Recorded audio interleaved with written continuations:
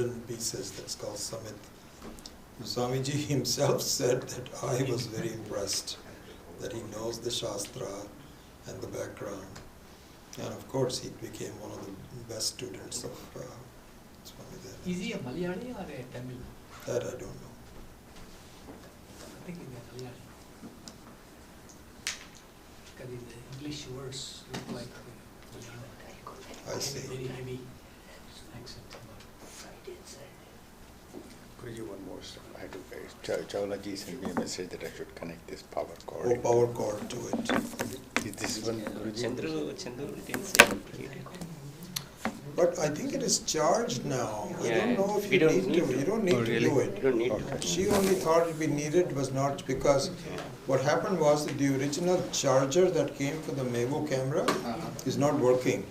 So this morning I found another charger and then now it got fully charged now. So it now is Yeah, it charged. should be Okay. Thank you. Okay, shall we start?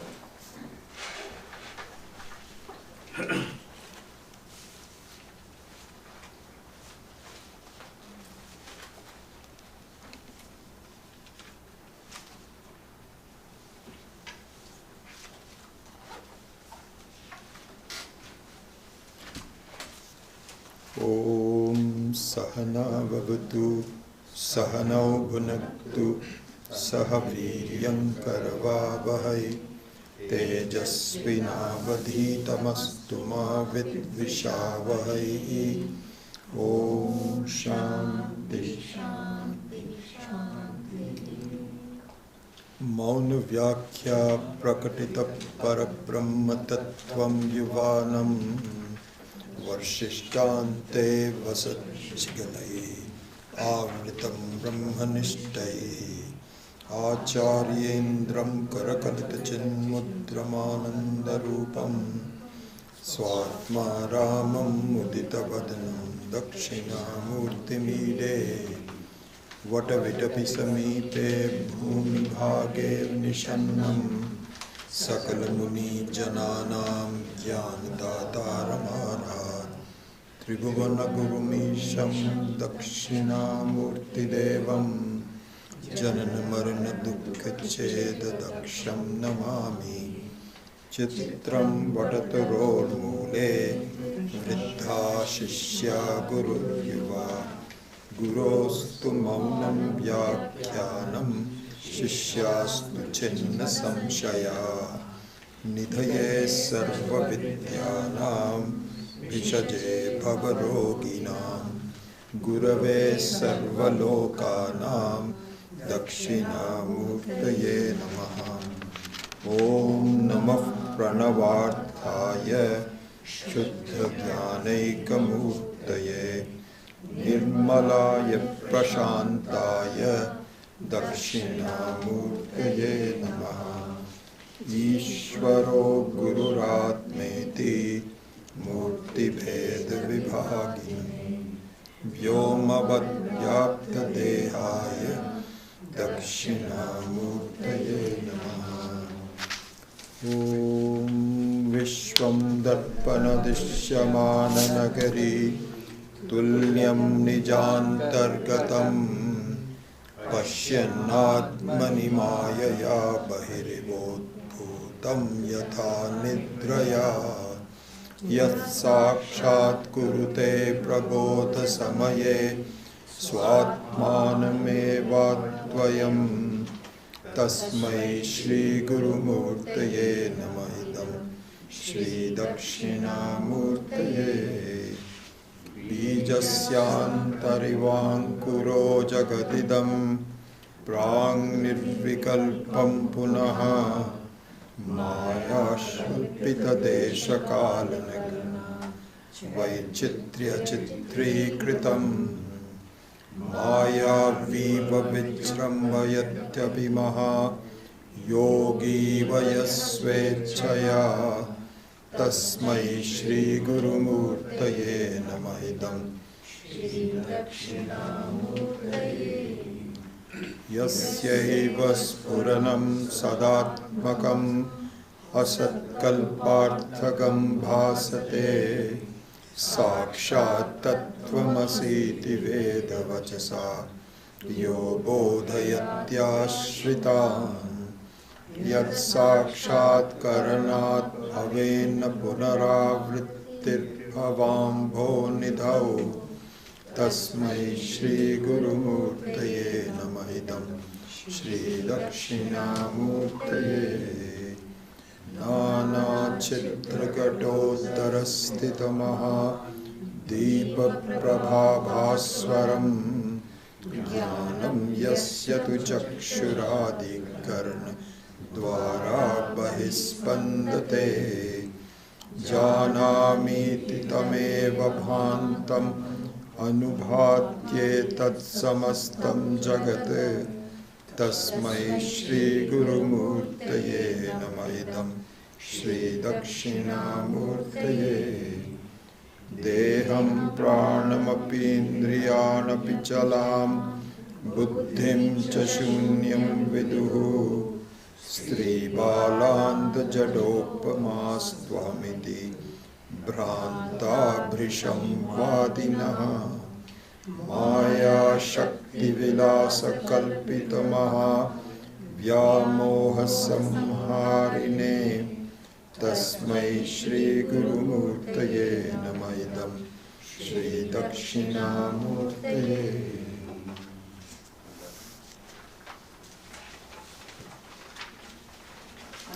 This will be good to, this text of 10 verses would be good to recite by heart. If you just do it often enough, then it comes automatically. And so the steps I think we should go through is to learn to chant, then recite it often enough that it commits to memory. So you don't have to look at a book, you just do it by yourself. And then we start to infuse meaning into it. And once you do that, then the meaning also needs to be practiced. So this is what is called nididhyasanam. So nididhyasanam means to practice the meaning. Because you think that, I've already understood the meaning, there is nothing that needs to be done. But to practice the meaning means that you need to get comfortable with it. You have to do it again and again. And so the steps are first to learn the chanting, then get comfortable with chanting, then learn the meaning, then get comfortable with the meaning, then, and the final step would be that you see this as your own description, not anyone else's description. It all pertains to you personally as a aham. Those are the steps that one has to follow. Then you will see the results to be phenomenal. So we are all, myself included, all going through those phases. So that's what needs to be done. Yeah, this practicing the meaning is a nebulous concept. What do you mean by practicing the meaning? I can see practicing the chanting. So karma I can visualize that needs to be repeated. So you do something like in knitting or something like this, you keep on doing it for a while, then it becomes automatic. You can just knit without even looking at it. But this understanding of the meaning through practicing is not easily understood. So here, several examples are given. One that Swami Paramarthananda gave, that I read in one of his recent texts, was really very remarkable. And what he said was that to get a meaning of the verses from Vedanta is a complete transformation of one's vision. Because our vision is that we are an individual who is highly limited, having problems, and beset by the world which is around us. We're just a small person. This is our vision. And the Vedantic vision is just the opposite to that. A completely different vision. That you are actually supporting the whole world. This is the vision. So, the going from one vision to the other is not a small thing because it is a completely different vision altogether. So in giving this example, Swami Paramarthananda said beautifully, for those of us that are older and grew up in the English system of miles, feet, inches, pounds, this is what it was. And I don't remember exactly when, but I think when I was leaving India, I don't know when the metric system came. 63, 64 time frame. Oh, wonderful. So that matches. That's So I left India also in January of 64. That's why the transformation. And I remember that I never put any efforts to learn the metric system because I was leaving. And this country still has the English system. Okay, so I didn't make any efforts. But anyway, those that were left behind, they had to learn the metric system. So Swamiji's example is a remarkable one. I think it's a very effective example. He says, listen this. First of all, you have to learn the basics of the conversion from the English system to the metric system. You have to say 2.5 centimeters is equal to 1 inch. So many kilograms is equal to so many pounds. And it's hard, it's not easy. Sometimes it doesn't have a 2 or 3, it's 1.67, this, that, or the other. But anyway, you go through the process and so on and so forth, and then you learn it. First you make easy mistakes about even the relationship between them. But after that you don't make any easy mistakes, but you learn it. Okay? So this is called an introduction to learning. But do you think that's enough? No. Why? Because there are measurements and visualization when you're going to go for an apartment, and you were saying, how big is the apartment? And the apartment is, let's say, 600 square feet. 600 square feet. Now you're into metric system. Do you think that you would immediately say this is 5,600 square meters or whatever it is, not meters but centimeters? No. You will still say, oh, that's in 600 square feet. Then in the mind, you will say, oh, that's what it is, this much, okay. So your vision and your comfort was still in the old system. But if you do this often enough, then the old system gets erased and will be replaced by the new system. Same thing happens, Swami Maheshananji gave this example, that if you are born in learning, let's say, Hindi, and you count in Hindi, 1, 2, 3, 4, 5, 6, 7, 8, 9, 10, 11, 12, 13, then you start to learn English.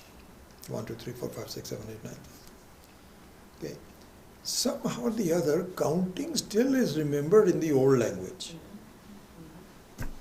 And for a while you cannot even count in the new one. So that is what is called practicing the meaning. This is really an important thing to see. So therefore, just learning the meaning once is just a start. There is a process involved. And so even though when you understand that the new vision now applies to you, and you fully understand it, if you don't understand it, then you keep studying. But after a while, when you keep studying, you realize that there is nothing wrong with this new vision. This is exactly what is right. Every every saying of the Shastra is supported by logic, by examples, and there is no lacking in their vision. Even though I don't have that vision, but you completely understand it. But it doesn't really help. Why? Because you're not comfortable with it yet. And so the Nididhyasanam, as you know, is the process where the Nididhyasana is not the process where the conversion from the English system to the metric system is taught. That is done elsewhere. You just take a table and you have to learn the conversion system. So Nididhyasanam also is not like that. That is all done in Shravanam, in classes. But what Nididhyasana is the process of becoming comfortable with it, recalling it and understanding it again and again, not just once. So from this perspective, we have already talked about in the 6th chapter of the Bhagavad Gita, that which we are comprehensively looking at meditation. Nididhyasanam is the Vedantic meditation that goes over and repeats the knowledge that you have already received. It does not create new knowledge. It might add some clarity to it, and so in that sense there is some newness to it. But basically the Nididhyasanam comes after the teaching, not before the teaching. Before the teaching you can do some meditation which is not called Nididhyasanam, it is called preparation for Nididhyasanam or Dhyanam. And again in the 6th chapter we have gone through some simple steps, some specialized steps, how to sit, how do you do this, how do you close your eyes, what your posture should be. All of that is not Nididhyasanam. But Nididhyasanam means to look at the meaning of something which has already been taught, but done it in a way repeatedly until you become comfortable with it. So this is the background to it. So today, in order to celebrate the completion of verse number 1, we will now do a short, not relatively short, but maybe I don't know how long it might take, a Nididhyasanam on the verse number 1. Okay, so let's do that.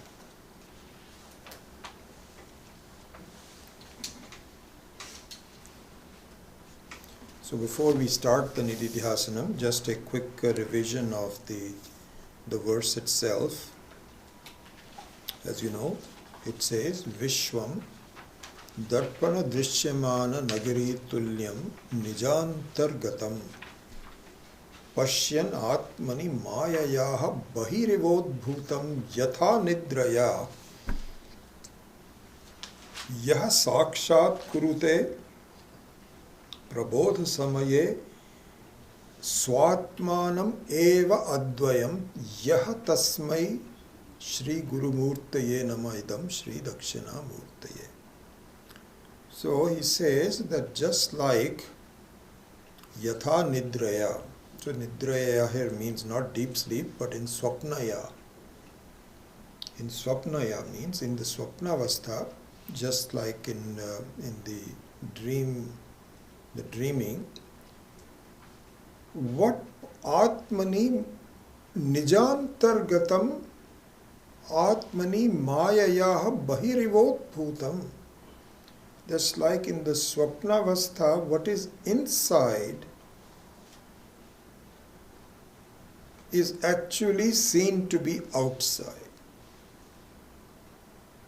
Very much like the scene seen in a mirror. So the scene is actually, it's just a change in the reflect of the surface of the mirror, but it looks as though it is a complete action-filled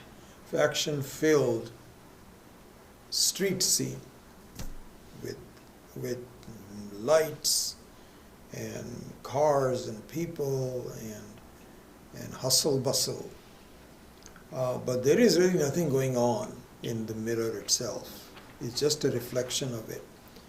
And so he says, so similarly, in the case of the dream, because the powerful effect of the sleep, which is not a simple sleep, but it's a little sample of Maya. A sample of Maya. So this is an individualized aspect of Maya pertaining to each person. Because there can be two people sleeping next to each other, and one person is reading a book. And so that person may be in the waking state, Jagrat Avastha. And the person sitting next to that person could be dreaming in a completely different world altogether. So it's highly individualized. So in both cases, what happens is that they have their own, and so in the case of the dreamer, the sleep provides them with an experience which is amazing. So amazing, in fact, that you have the same experience as in a waking state. You still have sukha dukkha, you still have problems and so on. That's how real it is. This is how powerful it is. And so similar to that is the aspect of a common experience for all of us. Because all of us are awake at this point, and all of us, through the power of the Maya, are looking at the scene outside us as being something which is outside of us. When in fact the scene outside is within us. And even the impossibility of understanding, how can that be? You must be kidding, aren't you? No, we're not kidding. There's no reason to be kidding about this. This is something which happens, and something that, so kidding means that you're telling me that at some point in time I will be able to see that it is nothing but inside? Yes, absolutely. And that is the second part of the verse. Yah sakshat kurute prabodha samaye swatmanam eva advayam. And so there the meaning is that once you're woken up from this confusion, then what you will see is, my goodness, this whole thing that looks so real is really not real. And there will be a small difference between dream and the waking up from the waking state, if you may. The difference is that in a dream, when you wake up from a dream, the whole dream disappears. Nothing is left out of it. You can't even recall it very well. Unless you just got woken up in the middle of the dream, you may be able to recall the last set of 6 sequences. But it gets faded very quickly. Whereas in waking up from the Jagrat Avastha, that doesn't happen. That doesn't happen.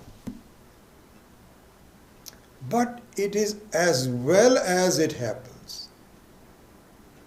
And what will happen is that when you see, when the practice of seeing the meaning of this becomes good, if it's a good practice, you've done it enough times, you will begin to see the scene outside as you are watching television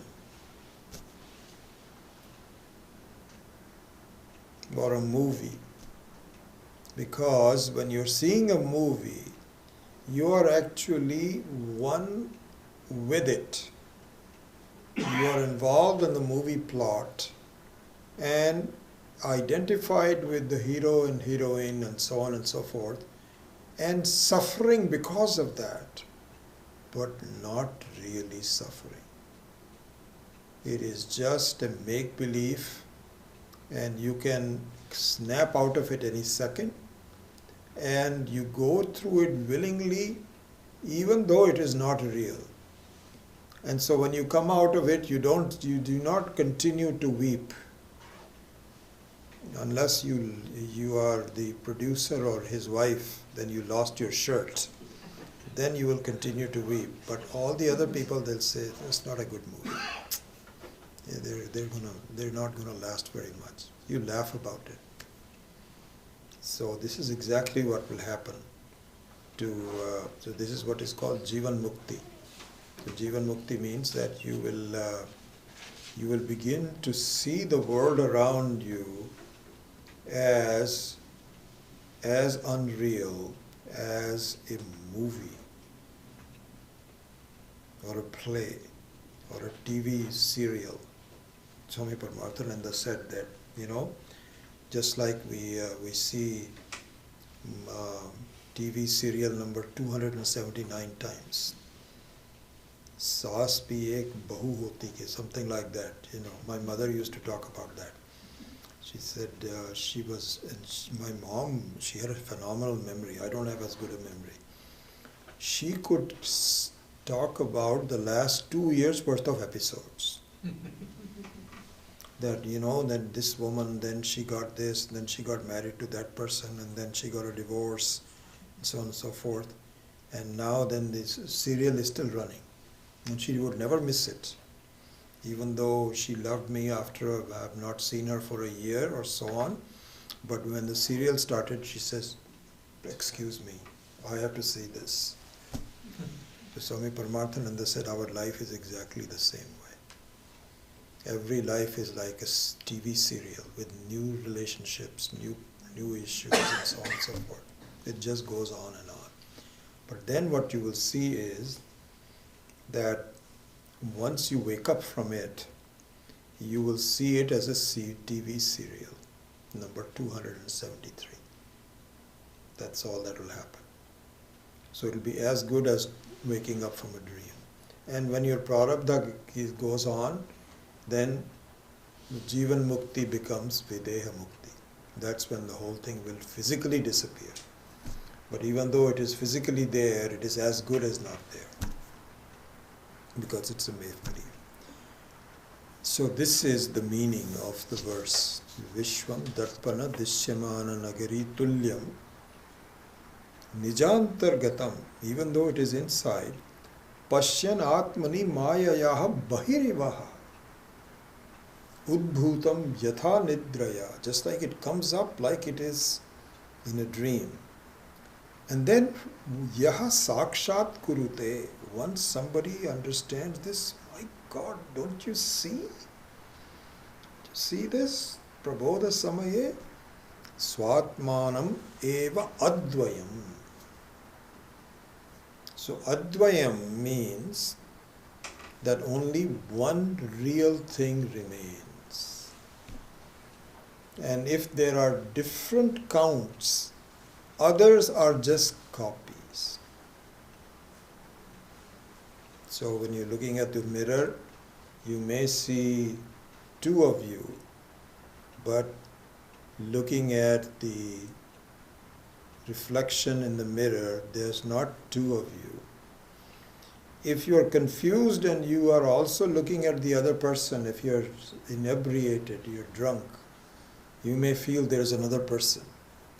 But once you are sobered up and you say this is just a reflection, then there is not two people left, only one person is left. And if there is a second one, that is not the same degree of reality. It's a lower degree of reality.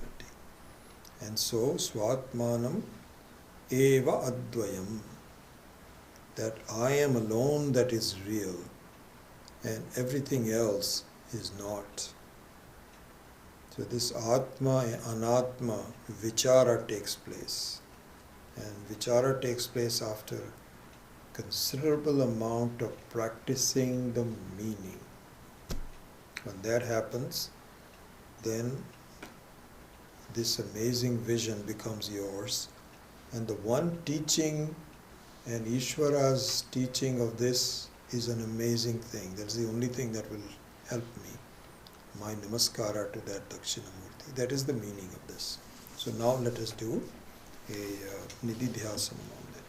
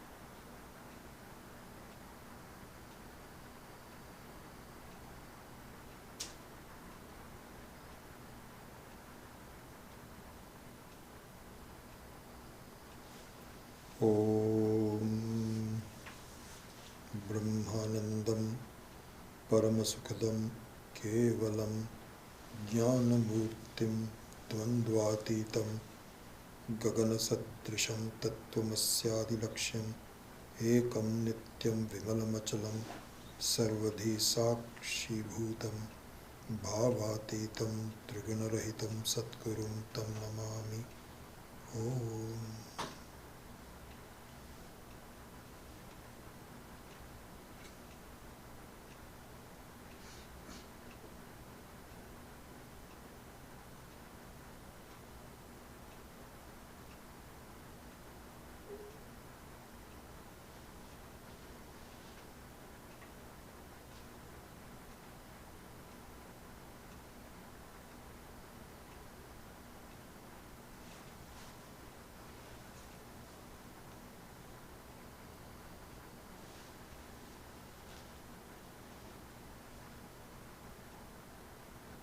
Imagine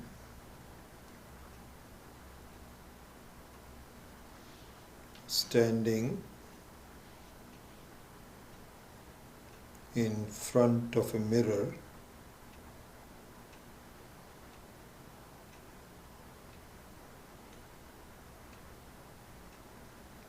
in the outside wall of a house.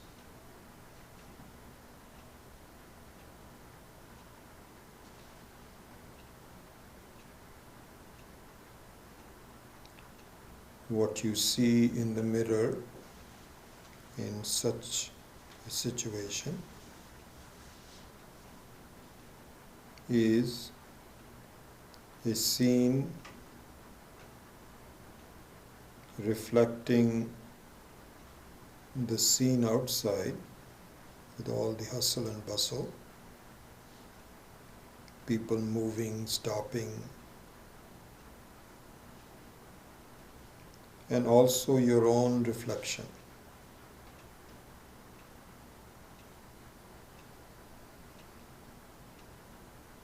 You see yourself and you see people around you, some even looking at you.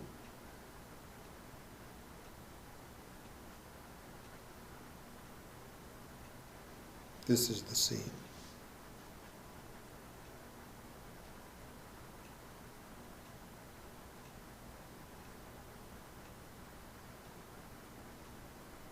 In this scene,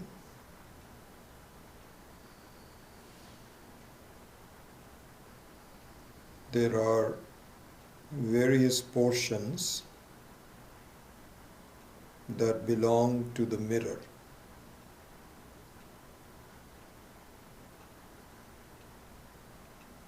The frame belongs to the mirror.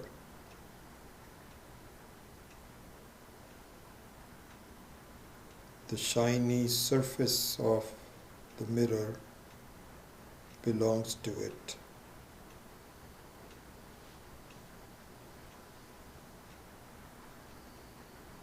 but the reflection of yourself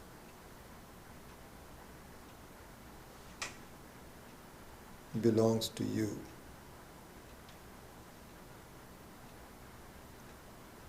Even though it is seen inside the mirror,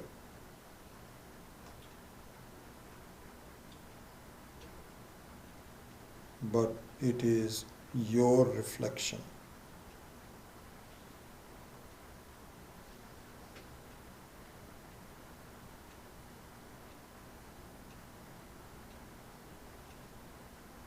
You sitting or standing in front of the mirror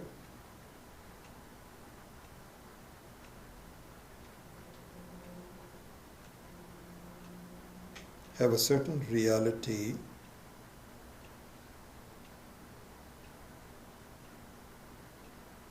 that the mirror, the people in the mirror, and your own reflection in the mirror do not have.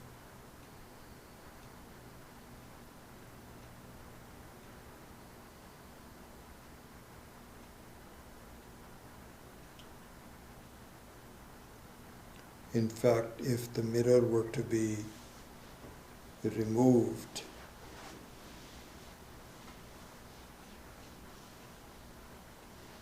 and you keep standing there, the entire reflection disappears, but you are still there.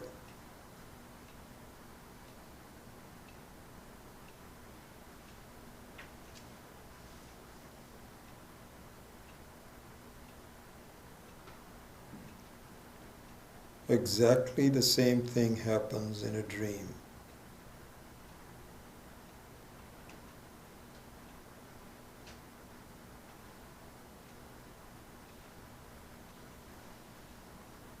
In the example of standing in front of a mirror,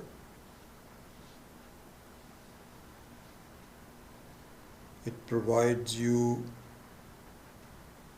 with an external view of yourself, your own reflection, which is part of a scene.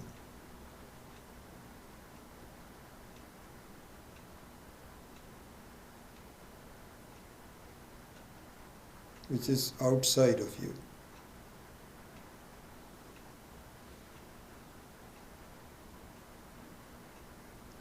In the case of a dream,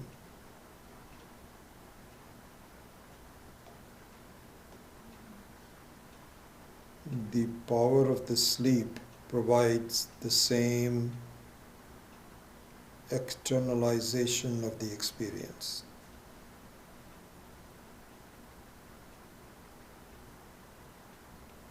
It creates a dream in the form of a mirror as though.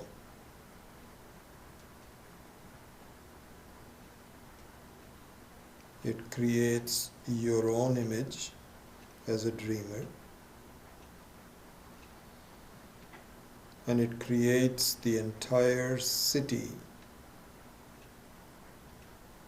of dreamt people, objects, and so on.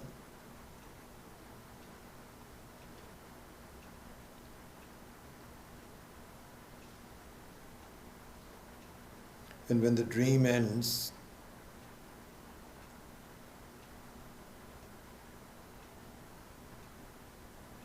your reflection as a dreamer and surrounded by the dreamt objects and people all disappear, and you alone remain.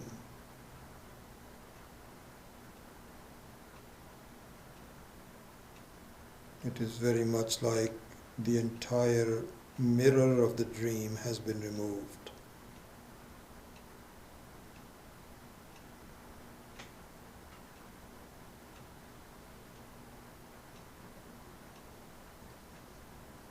Our life is exactly like that.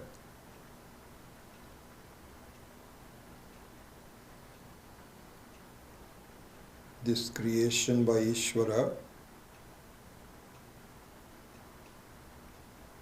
by the power, the amazing power of Maya Shakti,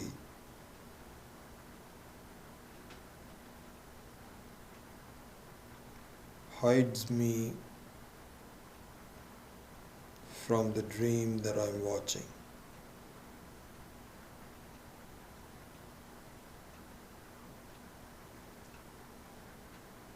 Like a dreamer,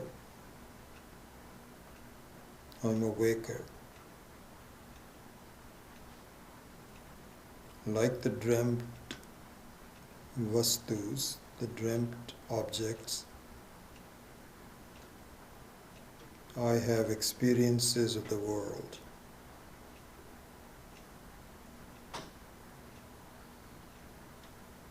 Both are changing and because of that reason, not real.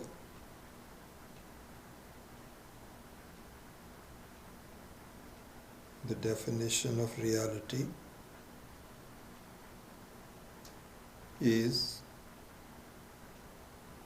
the one that never leaves its real nature. This is Satyam.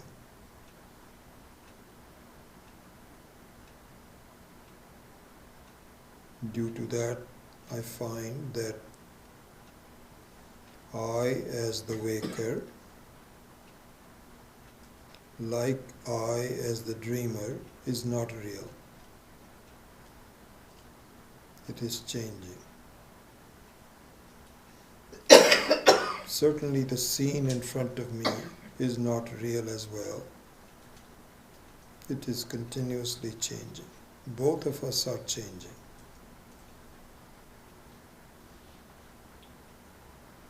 Yes, there are some experiences, like the experience of the dream, like the experience of looking at myself in the mirror. But it is not real.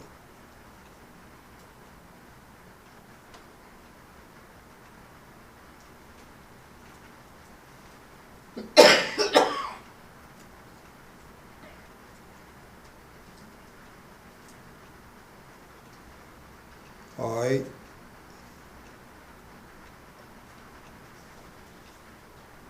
the pure consciousness,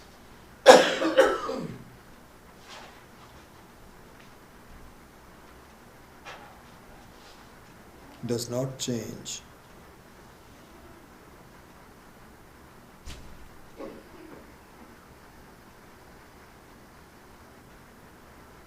Even when I have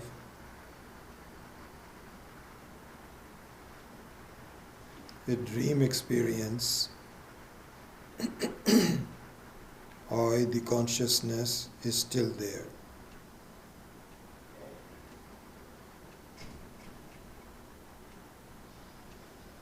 When the dream ends, I am still there.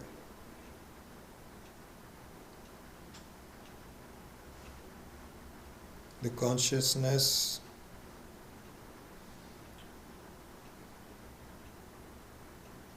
is independent of the various states of experience.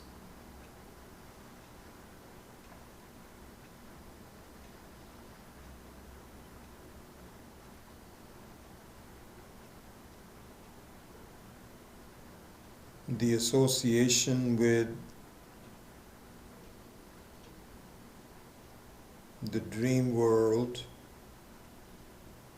or the waking world makes no difference to the conscious entity, which is you.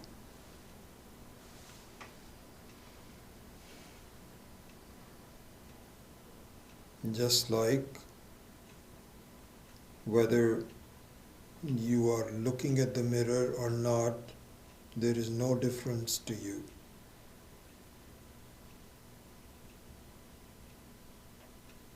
At one time you are looking at a reflection, at another time you are not.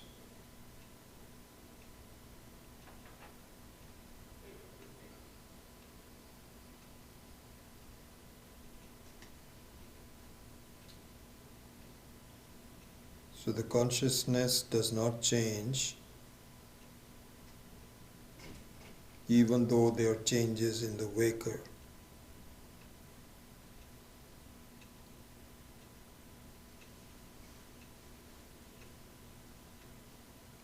It is exactly like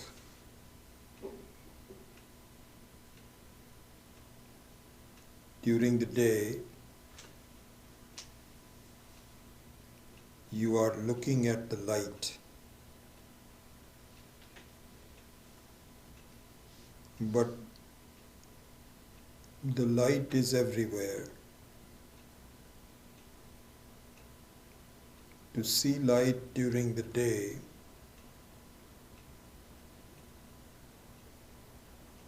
you don't have to look any one particular direction.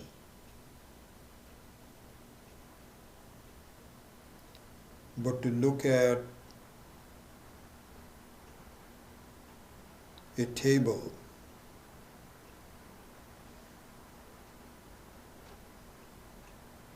you are looking at the light associated with the table.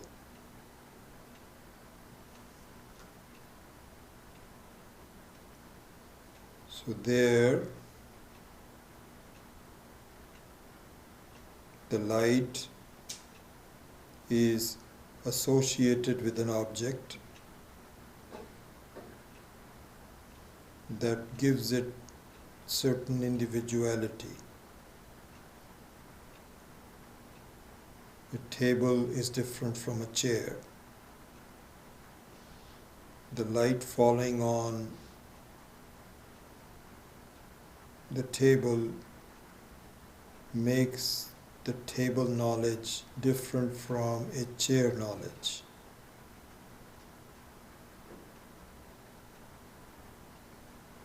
But the light remains the same. Similarly, my consciousness, I am aware, is always there, regardless of my experiences.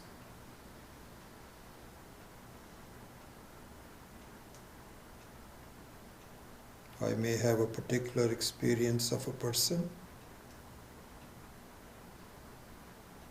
that is like falling light on a chair, or an experience of another person, it's like light falling on the table. But my consciousness does not change. And in fact, my consciousness may be associated with my own body and mind.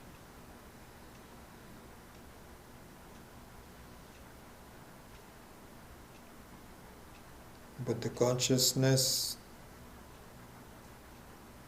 of being associated with my young body and young mind may be different from following on an old mind and an old body. But the consciousness that lights up both of them remains the same.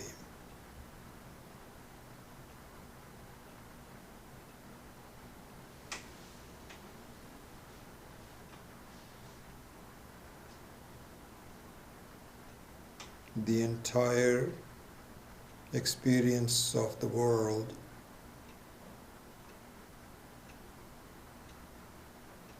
depends on the consciousness. It makes no difference to it.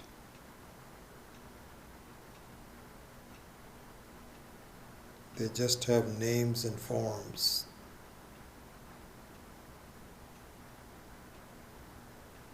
names and forms do not have any independent reality. They depend upon the consciousness. When this becomes clear,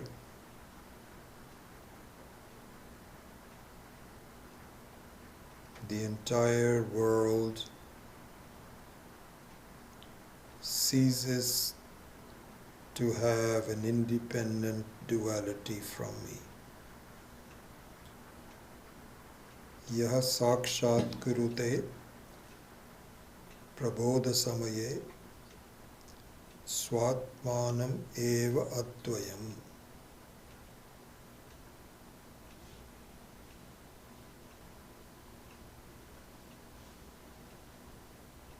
So this should be seen through the examples of the reflection in a mirror, and at a deeper level, the play of reality and unreality of a dream.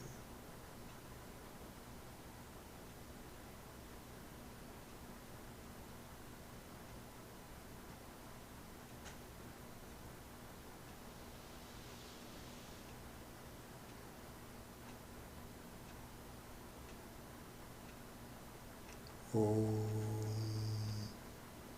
Shanti Shanti Shanti.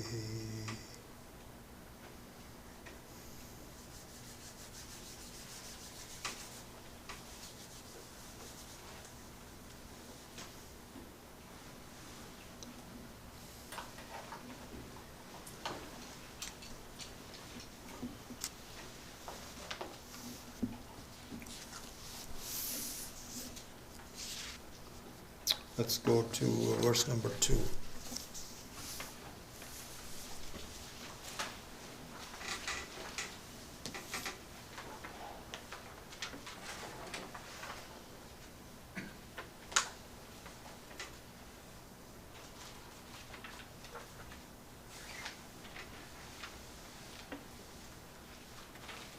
So in verse number 2,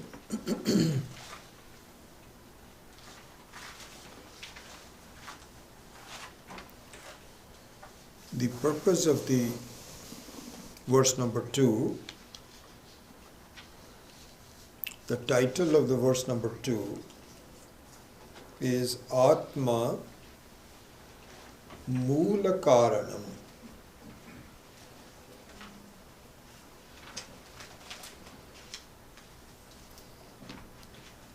Atma is the only and the ultimate cause of all manifestation.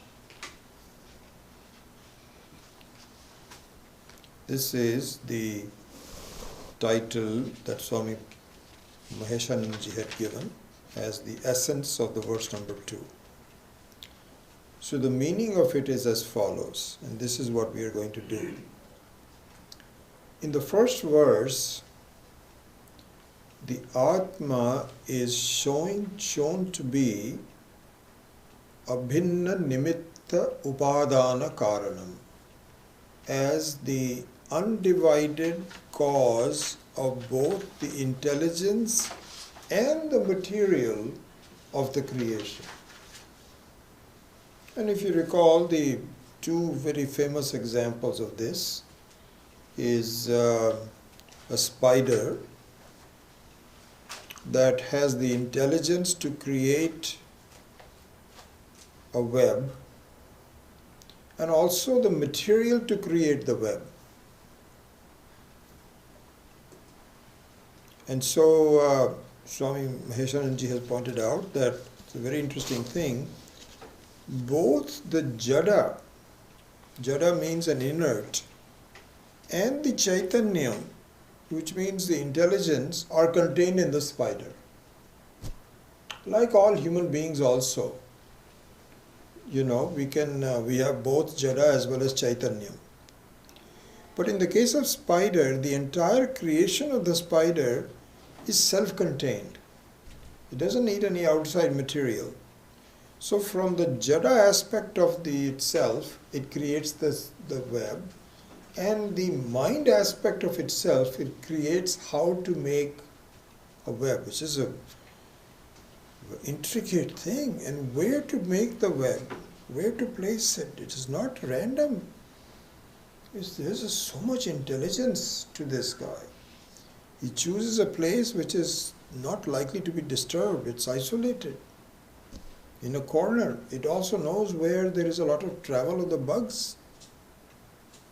So intelligence is there, and the material also is there. So this is one example. The second example is that of the dreamer. So in a dream, you're the one that creates the entire set of objects in the dream, and you create it yourself. You have the ability to do so through your own vasanas, your own experiences and so on. So this is the example that is given. Okay? This was already implicit, if not explicitly stated in verse number 1. So now this is examined in more detail in the verse number 2. Why is it being explained in more detail? Because there are a lot of doubts about it by the various schools of thought and by us. How can Ishvara create all this? How can I create the whole thing? It doesn't seem likely. I'm just a small person. You cannot create as a small person, but you have such capabilities as the Sarvagatam Atma that you can create it. This will be shown. This will be shown. Even in the dream, it's an amazing thing. How can I create such a enormous scene? That also should be appreciated as an amazing power. But even the whole ability of creating the world, that doesn't sound very reasonable to me. And so even I doubt it. And I am also aided by the other schools of thought that say that's not possible. The Atma does not have any form. And it doesn't have any parts. How can you make things without parts, without form, that have parts and have form? Is not possible. So the Vedanta is not something which is credible. Please listen to us. And so they provide you with their theories, their philosophies on how the world is created. So in the second verse, the second verse is devoted to falsifying the premise of these alternate schools of thought, and in the process of doing so, continued to clarify for us as students of Vedanta how this is possible. Again, we are not really trying to fight with anybody. We have no reason to fight with anybody. We are not trying to convert anybody. We are not trying to put anyone down. That's not the objective. The whole objective is to understand the logic behind what they say. And for that, we have to understand what they're saying. Swami Dayanandaji also used to say that. He says a true Vedantin knows more about the other schools of thought than they know themselves.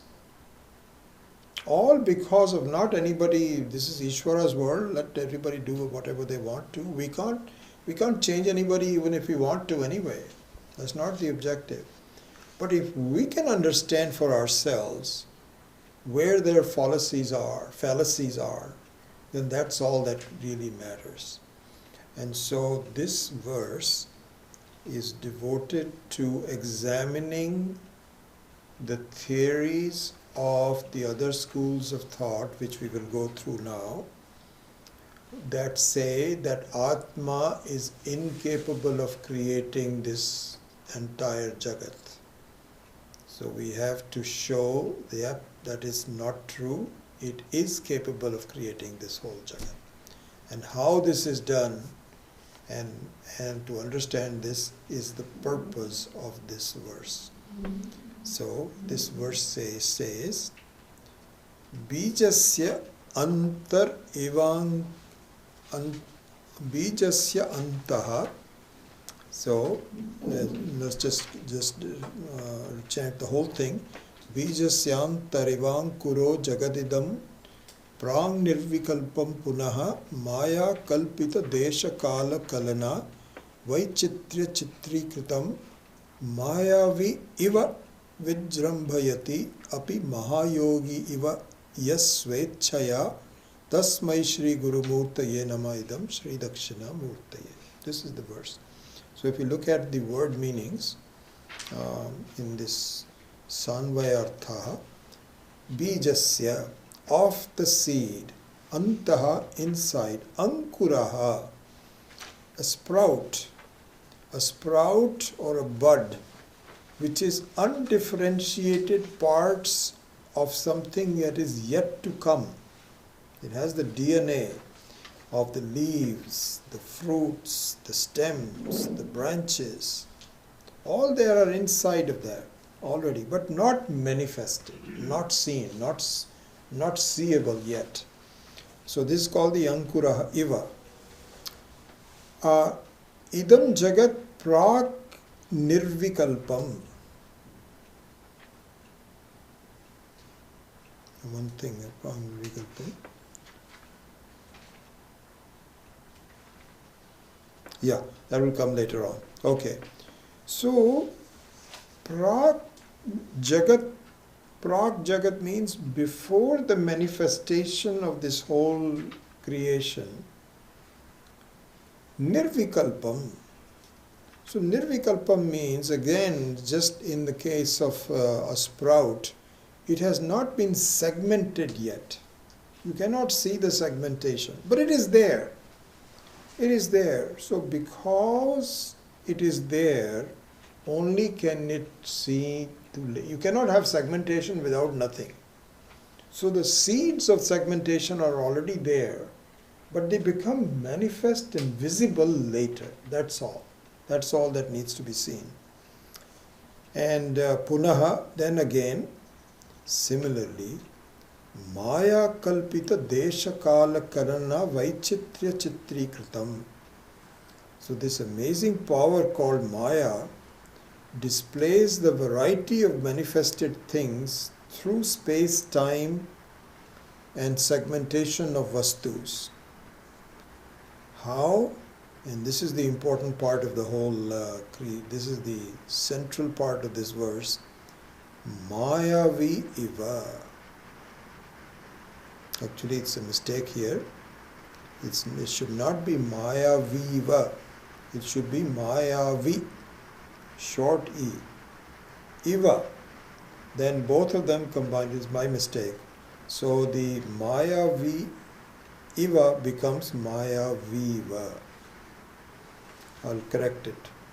So this is like a magician. So a magician has the ability to create things that are not there. That is what magic is all about. Or as a Mahayogi. So Mahayogi also so Svechaya.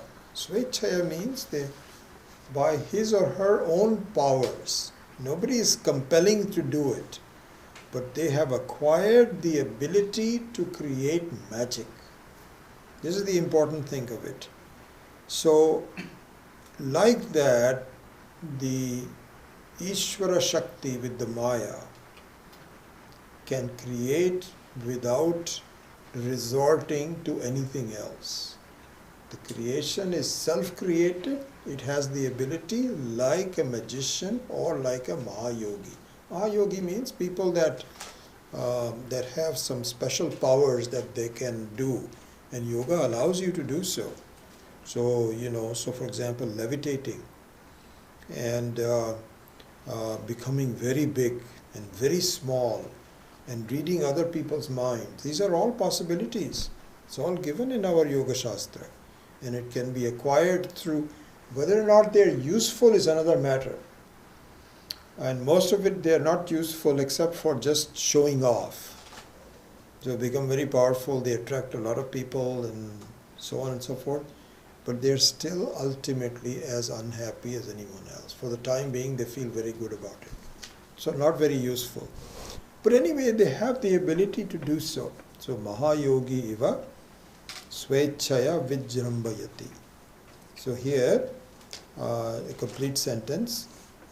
To Parameshwara, Ishvara, who like a magician or a powerful yogi displays just by his sheer will. So Ichha, we will discuss this later on. Ichha doesn't mean, this is a very important thing these are all subtle things we have to really understand. It does not mean fulfilling a need. Ichha means that I want to desire something. When you desire something, you mean you're missing something and you want to have something. This is not like that. Swechaya. So it is just the normal sense of the person. This is the beauty of the whole creation, is that if it is not understood, it feels variegated. When if it is understood, the variegation disappears.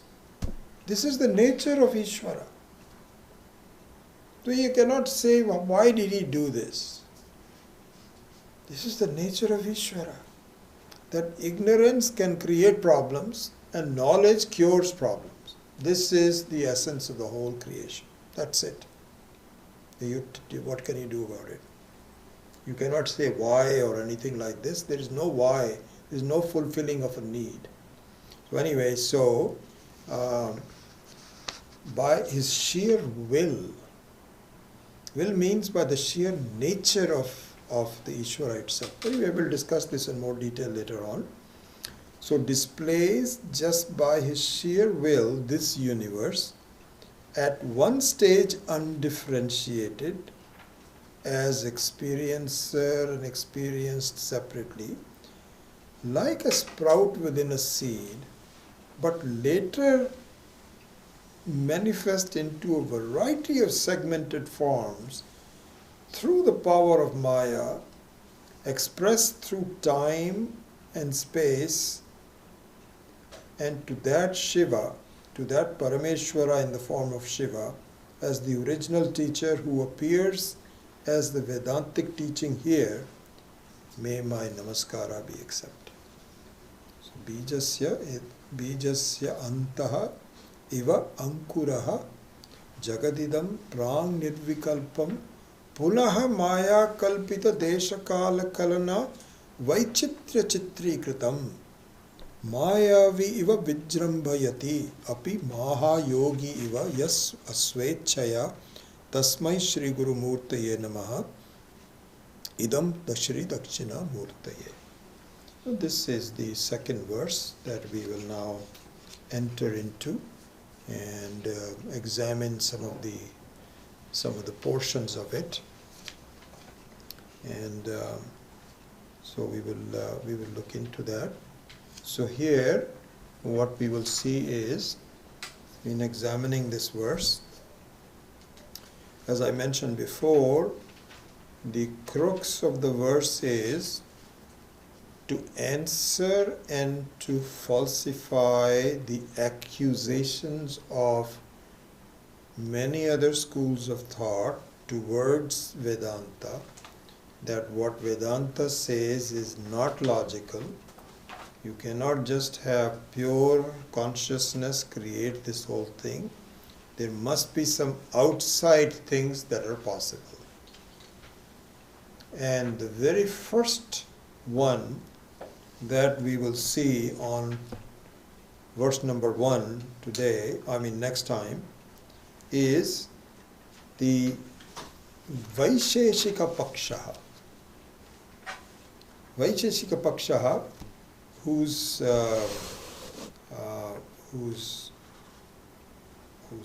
patron saint is one Kanada Maharshi. The Kanada Maharshi is the patron saint of Vaisheshika.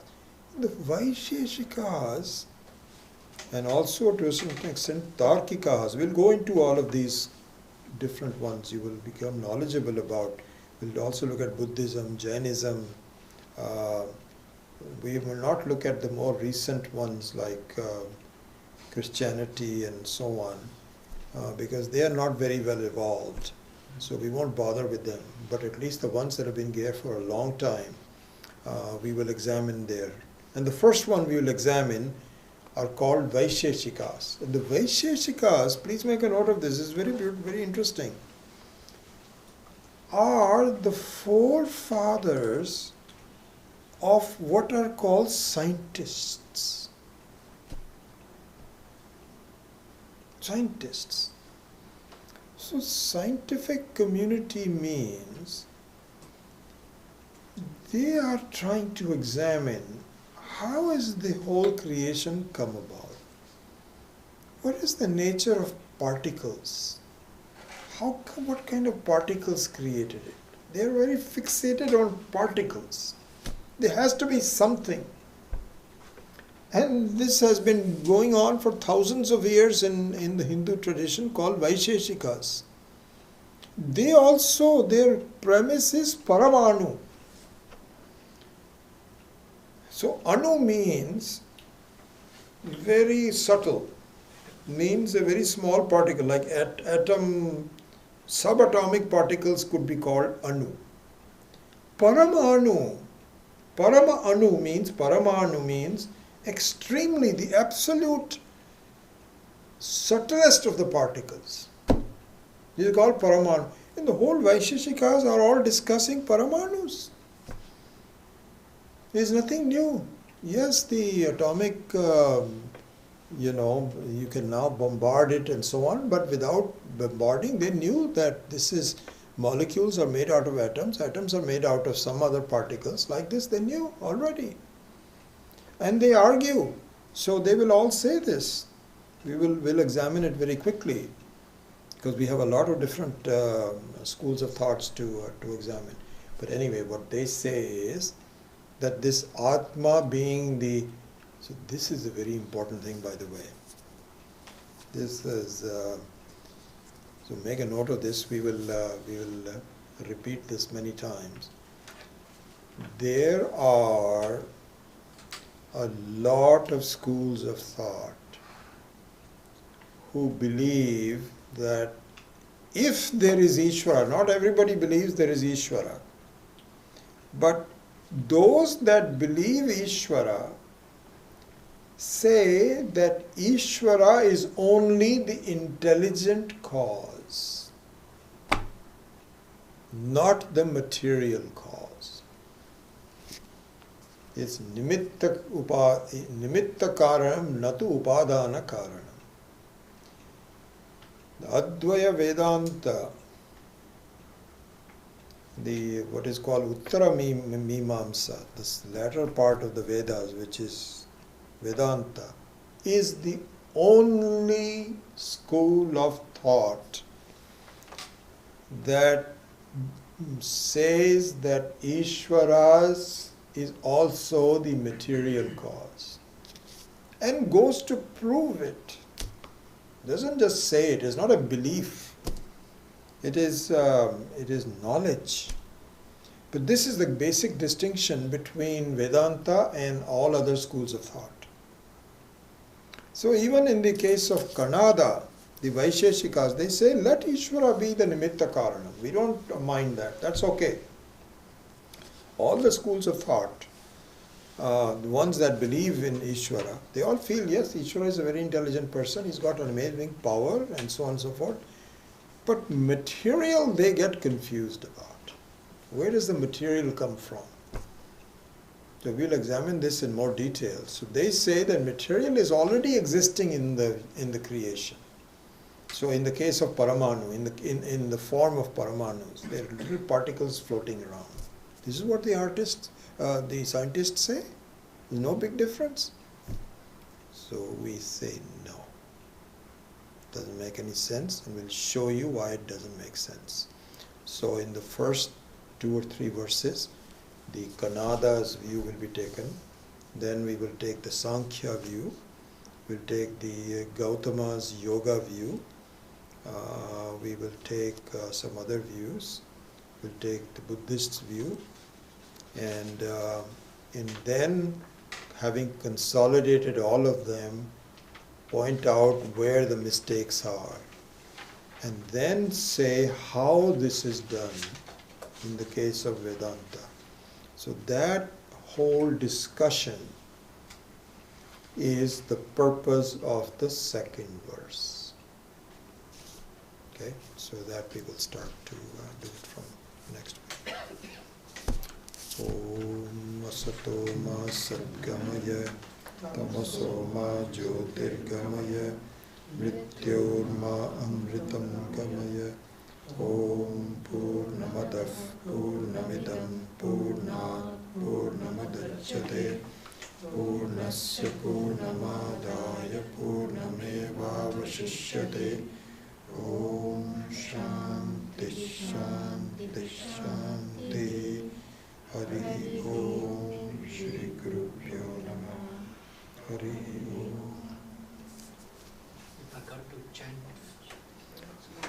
Rahu Grastadivan Karendu Sadisha Maya Samachadana Sanmatra Karanopasamharanato Yobhu Sushuptaf Puman Ragaswap Swamiti Prabodha Samaye Yafpratyabhikyayate Tasmai Shri Guru Murtaye Namaidam Shri Dakshina Murtaye Balyadishu Apijakradadishu Tatha Sarvasvavasthasvapi Vyavrittasvanuvartamanamamityantaspurantam Sada Swadmanam Prakati Karoti Bhajatam Yo Mutraya Bhadraya Tasmai Shri Guru Murtaye Namaidam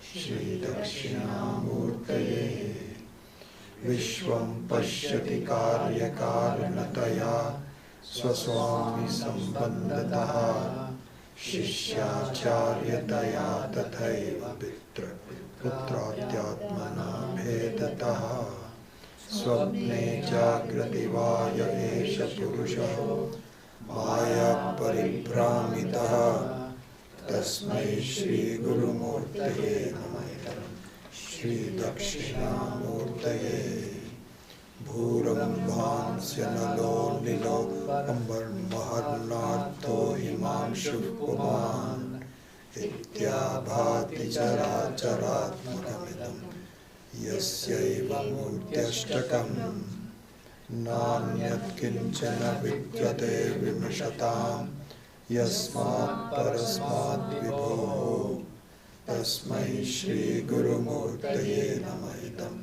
Shri Dakshina Murtaye Sarvatmamvati Sputi Kritamidam Yasmadamushmin Stave Tenasya Shravanat Tadattamananat Dhyanatya Sankirtanat Sarvatmamiti Vibhuti Sahitam Syadishwaratvam Svataha Siddhe Tat Punarashtada Parinatam Chaishwaryam Abhyahatam Om.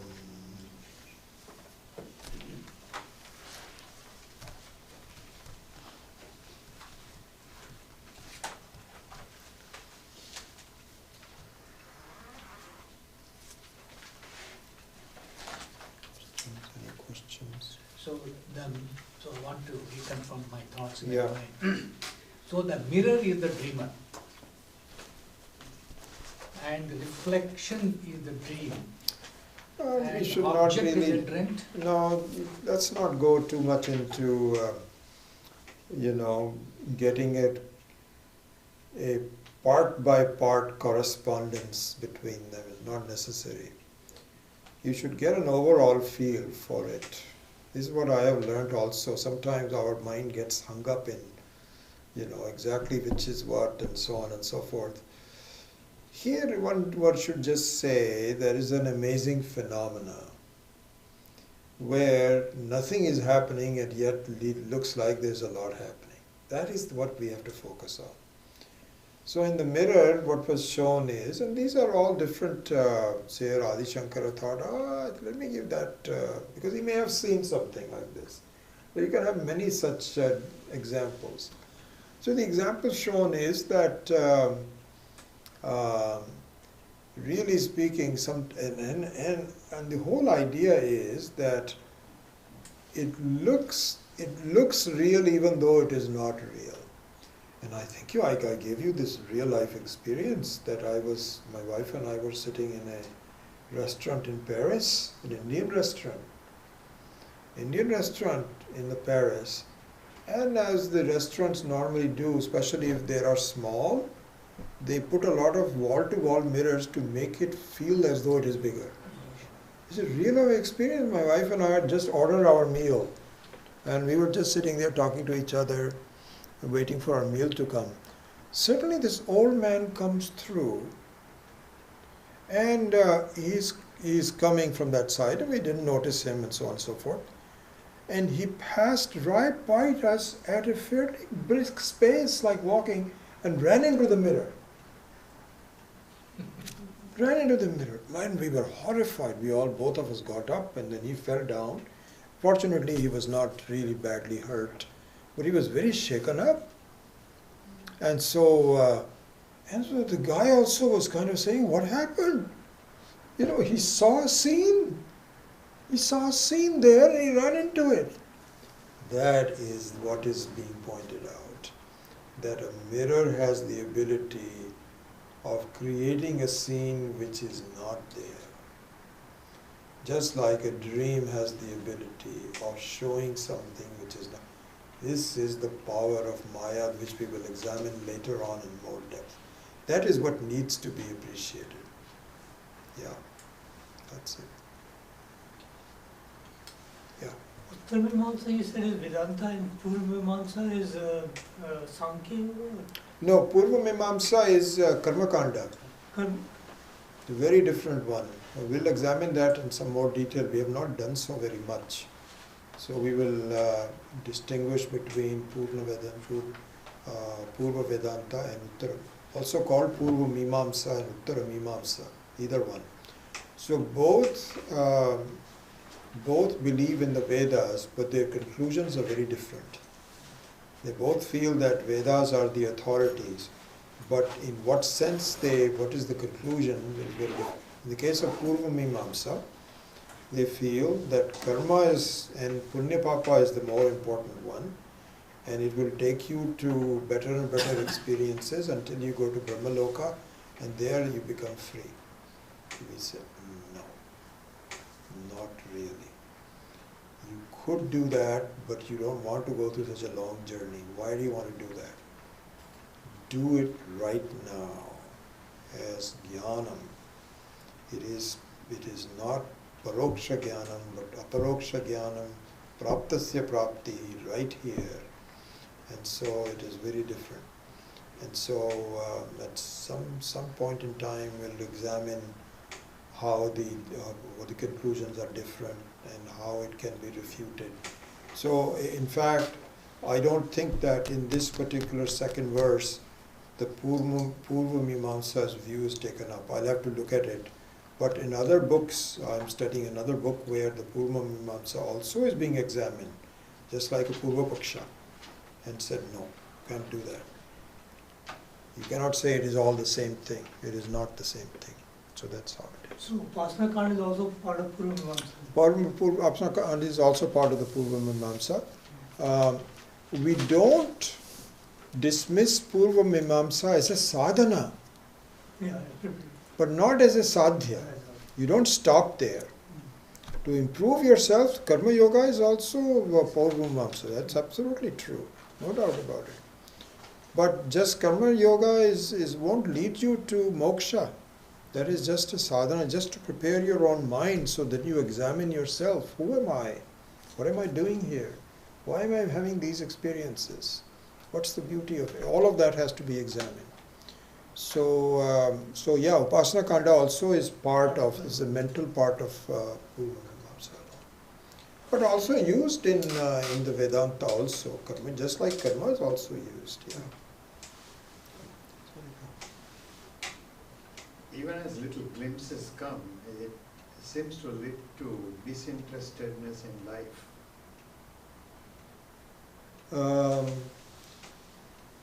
You mean as you begin to see some reality about this, you seem to have disinterest in the other parts of life?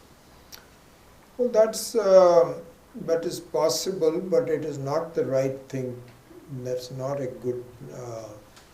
It smacks of a little bit of self-congratulation. It is declaring victory before it is declaring victory before it is due. It's not true. So because any kind of complacency will create problems. It's not an easy thing to do. So yes, you do have the intensity of life's working may diminish. I agree with that. But there, as I have said many times before, the right direction to take is to be very enthusiastic about things that need to be done and become totally disinterested at things that don't need to be done. Because we all have emotional energy which we have been from the very beginning of our life. We want to do some things. We cannot just sit there, just twiddle our thumbs. We are all doers. But to purely do without examining the veracity of myself, which just requires a lot of self-analysis, doesn't come easy. But it should come. And so if it comes at the expense of your responsibilities outside, then you need to slow down. So the first thing that needs to happen is that you have to examine your own unnecessary desires and actions. Give those up. Now that is done. Now you have activities imposed on you by people that you are close to. There you have to make a division between what is necessary and what is just desire prompted. And slow down and convince others to please not spend as much time on desire prompted activities. But be aware of the fact that they may not understand it. It's okay. A lot of our students, for example, their spouses love to travel. Okay? And so even though they themselves may not want to travel, but their spouses want to travel.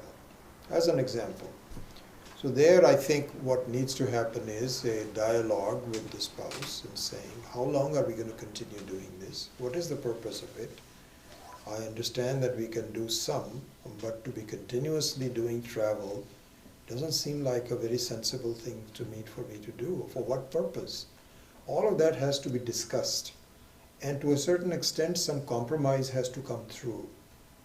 They also have to listen. You also have to be forceful and be very convincing and all that.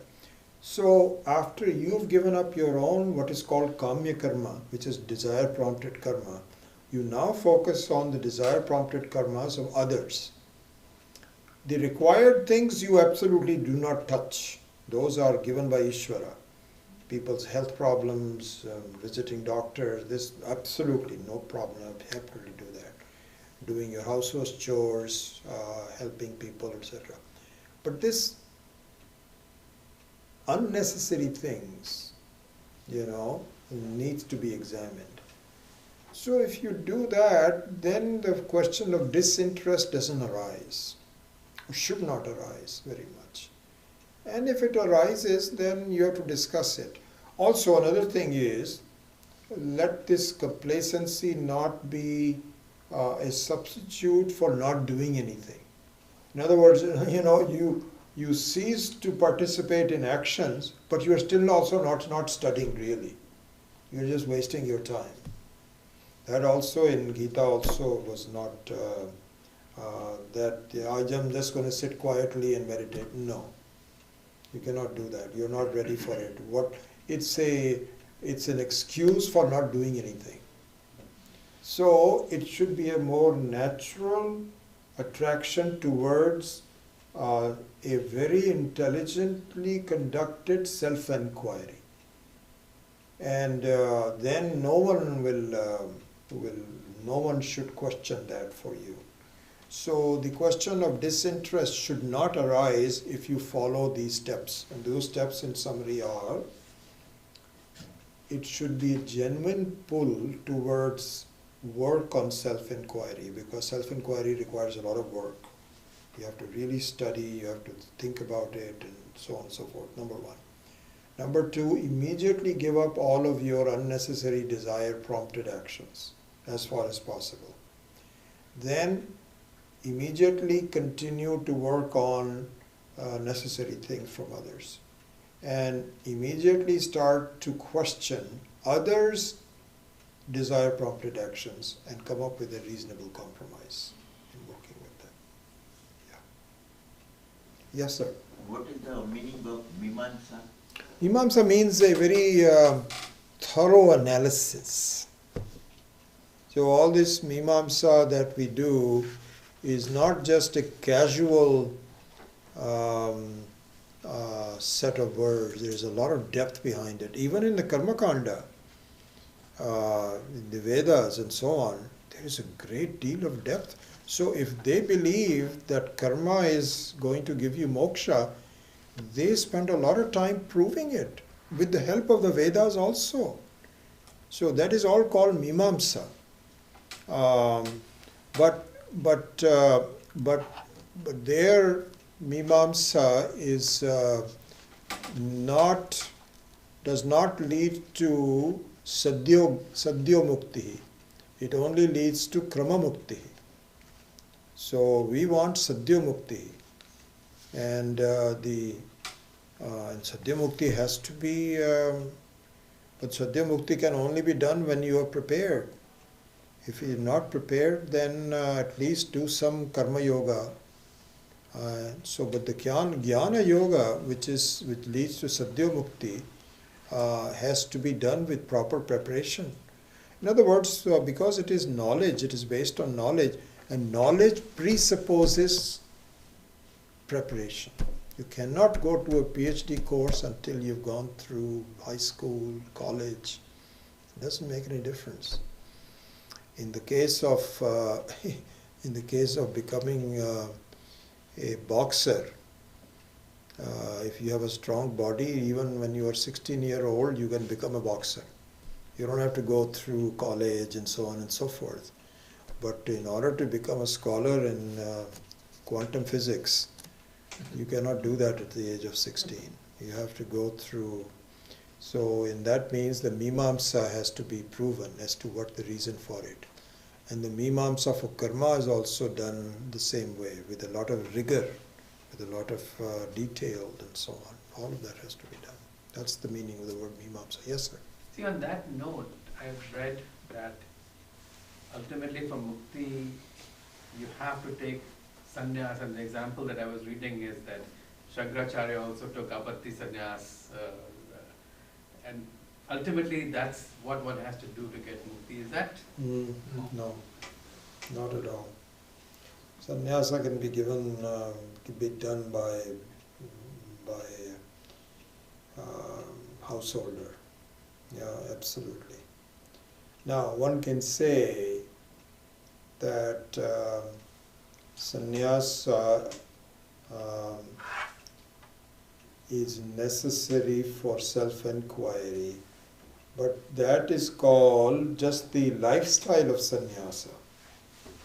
Lifestyle of sannyasa means that you don't have any ability, you don't have to cook any dinner, you don't have to keep a car, you don't have to earn any money, you don't have to have a bank account, not invest in stocks. You just live in a monastery, or just go from house to house and saying, "Can I please have some food?" So that kind of sannyasa is different.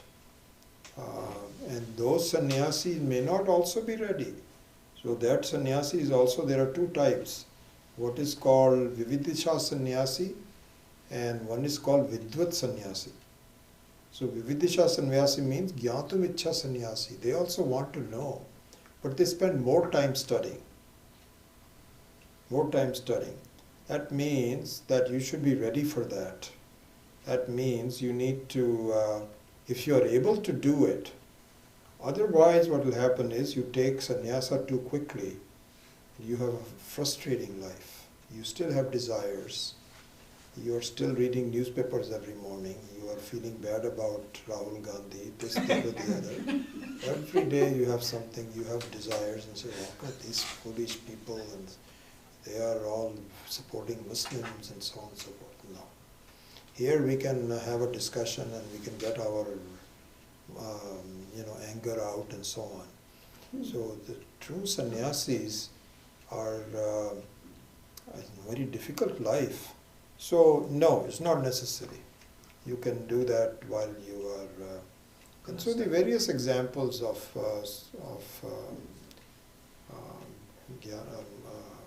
Jivan Muktis, while Muktas, while they are still householders, are all there from the very beginning. It's easier if you have that sannyasa. That one we can imagine. You can do that, but not necessary. Whole Bhagavad Gita says. Gita is there all, absolutely. Bhagavad Gita is there, otherwise that Bhagavad Gita will not be there. Absolutely. Yeah. Anyway, we'll discuss some more on that. Good question. Meditation was really good. Oh, good. Very nice. Crystallized it. Well, that's the idea, is what once you become knowledgeable about a particular topic, then you can do meditation. If you go through that a few times, probably we'll get more depth. Yeah, that happens. that is not. Actually, this one you can just meditate on the verse itself. Yeah, Once you know the meaning. eventually once you But have I the do meaning. like Now I